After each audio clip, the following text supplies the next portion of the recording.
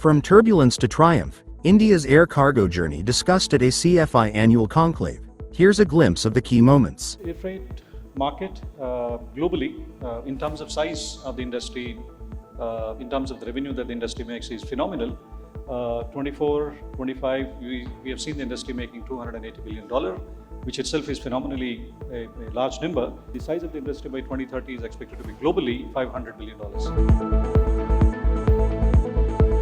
I think looking ahead at the next 12 months, I think we can learn from the last 12 months or 2 years to say that it's extremely uncertain, whether it's the regional geopolitical situation, which we discuss a lot, obviously, as an airline. I think you're probably more affected than we are just because of the long haul, short haul mix. And we're pretty confident that's going to continue to have a lot of uncertainty.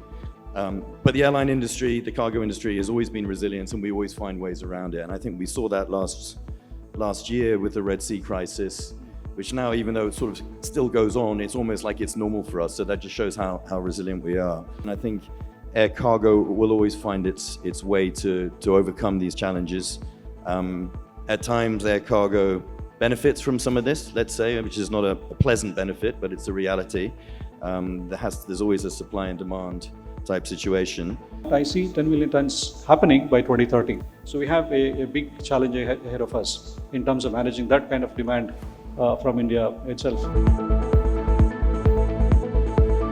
From an express contribution, there was a number mention of 3,000 plus freighters.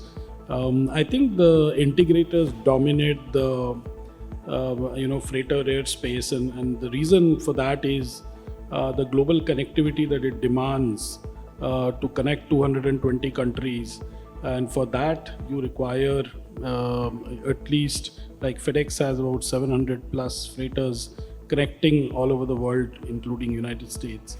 So there is definitely a huge amount of, we call it the network business. So the network business requires global connectivity. And in spite of, you saw some of the, I think Mark spoke about the geopolitical challenges, but you see in network business with little shifts based on the challenges that you face, you can still continue and you can position yourself based on where the growth is coming from and, how does it benefit and to help connect the trade.